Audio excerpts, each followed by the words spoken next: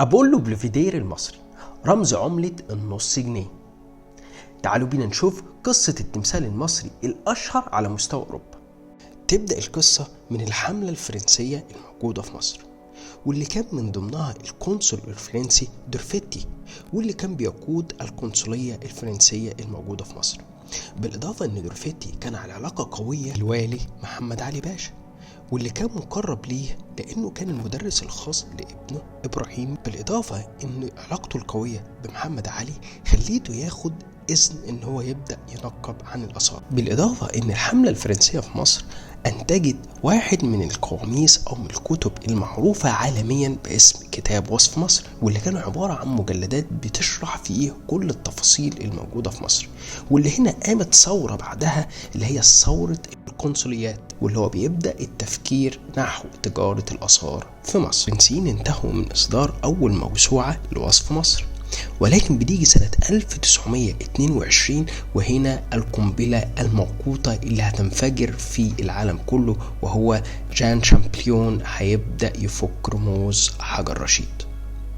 وهنا المعرفة هتبدأ لكل الناس عن الكلمات الهيروغليفية وعن اللغة وعن أسرار الملوك والملكات والكنوز.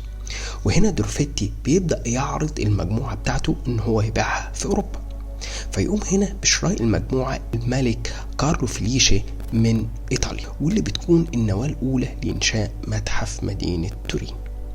اشترى الملك مجموعة دورفتي اللي هي عبارة عن 5000 قطعة أثرية بمبلغ 400,000 ليرة بمونتي، ودي كانت الليرة أو كانت العملة الموجودة في المقاطعة الخاصة بتورينو في الوقت ده.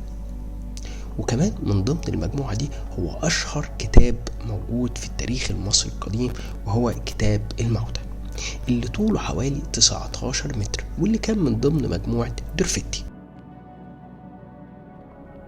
كده ببساطة عرفنا ازاي التمثال ده اتنقل لتورين من مصر. طيب تعالوا بينا نعرف ليه اسمه أبولو بلوفيدير المصري. وده لأن جان شامبليون لما راح متحف تورين سنة 1825 بعد افتتاح المتحف بسنة انبهر بالتمثال المصري الموجود في متحف تورين، وهو تمثال الملك رمسيس الثاني، وبدأ يبص للتمثال ويفتكر أبولو بلوفيدير اللي موجود في متحف الفاتيكان بروما.